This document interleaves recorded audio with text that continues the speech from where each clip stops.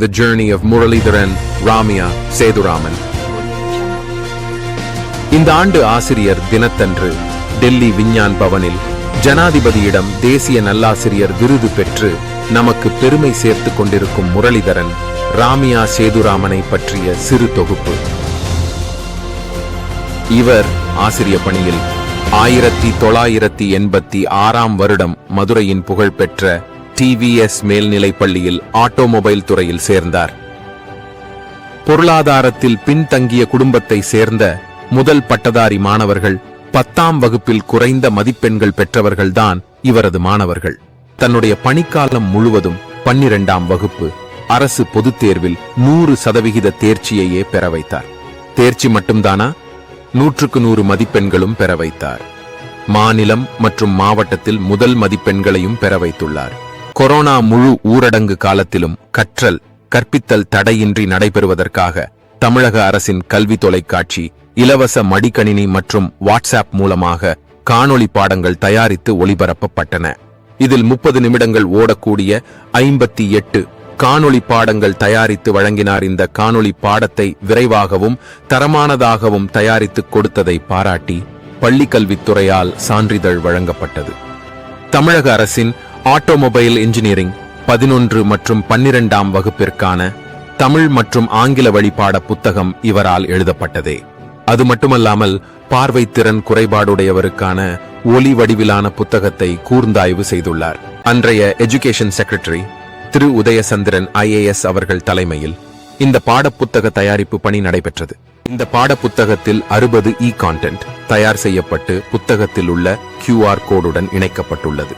இவையனைத்தும் இந்திய அரசின் டிஜிட்டல் இந்தியா திட்டத்தின் கீழ் இயங்கும் திக்ஷா டீச்சிங் அண்ட் லேர்னிங் ஆப்பில் பள்ளி கல்வித்துறையால் பதிவேற்றம் செய்யப்பட்டுள்ளது.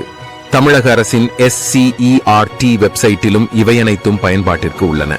கொரோனா காலத்தில் ஆன்லைன் வகுப்புகள் நடத்துவதற்கு வசதியாக 8000க்கும் மேற்பட்ட ஸ்லைடுகளை கொண்ட PPTயை தயாரித்து நிரந்தர பயன்பாட்டிற்காக பள்ளியில் வழங்கினார்.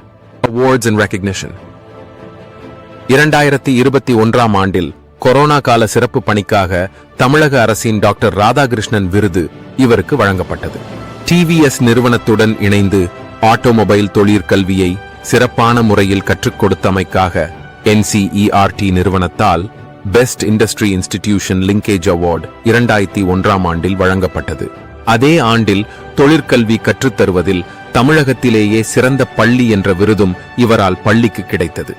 தமிழகத்திலேயே சிறந்த தொழிற்கல்வி ஆசிரியராக 2013ஆம் ஆண்டு NCERT மூலம் தெரிவு செய்யப்பட்டார்.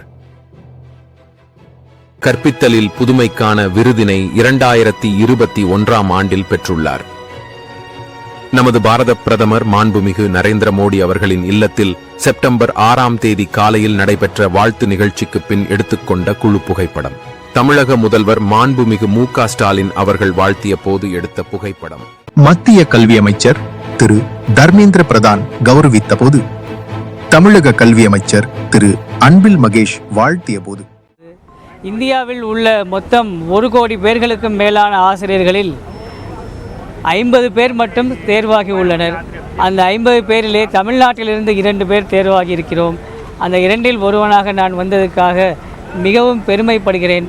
கடவுளுக்கு நன்றி கூறுகிறேன். 39 வருஷமாக நான் சாதாரணமாக செய்த செயல்கள் அனைத்தும் சேர்ந்து இன்று விருது கிடைக்கும் அளவிற்கு மாறியுள்ளது. அதற்கு எங்கள் நிர்வாகத்துக்கு முதற்கண் என்னுடைய நன்றியை தெரிவித்துக் கொள்கிறேன்.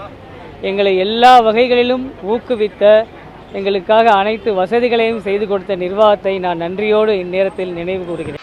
எங்கள் நிர்வாகம் நல்ல தொலைநோக்கு உள்ள நிர்வாகம், ஸ்டூடெண்ட்ஸுக்கு நல்லா செய்யணும்னு சொல்லி நினைக்கிற நிர்வாகம்.